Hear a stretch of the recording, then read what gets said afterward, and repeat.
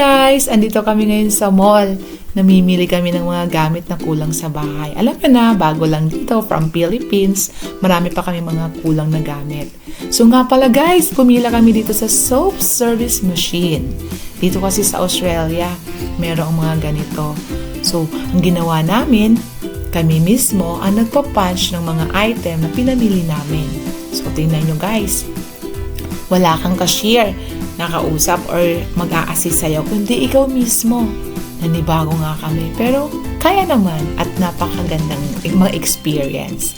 Nga pala guys, ang notes, dito ipapasok. Ano nga ba yung notes? Ang notes, ito yung perang papel na tinatawag natin sa Pilipinas. Pero dito sa Australia, ang tawag nila dito ay notes. So, pagtapos ka nang mag-punch ng iyong mga item na pinamili, papasok mo na yung perang papel or notes doon sa machine.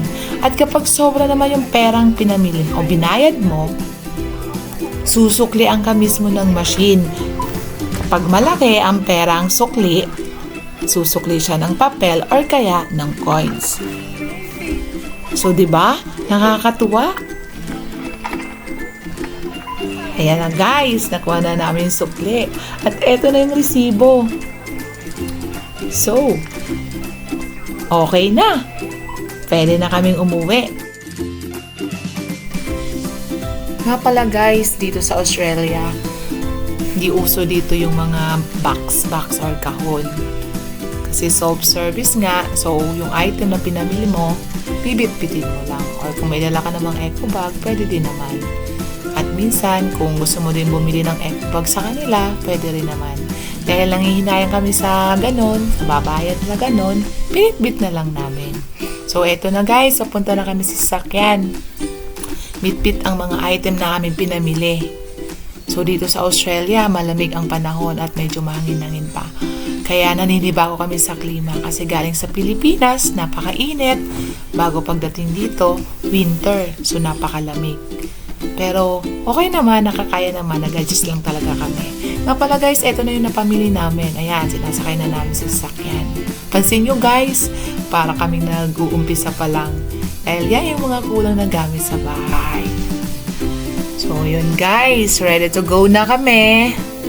Okay na yung mga gamit na napamili. Ayan, pauwi na po kami.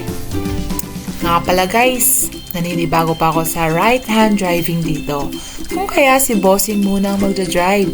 So ako observe muna. Alam mo, dito sa Australia, napakahigpit. Lalong-lalo na sa driving. Kaya maging careful talaga sa pagdadrive. Which is maganda naman para sa atin kasi safety first talaga dapat.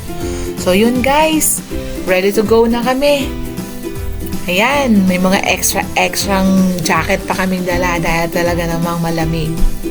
Pero ang sarap naman kasi para lang naman nasa aircon.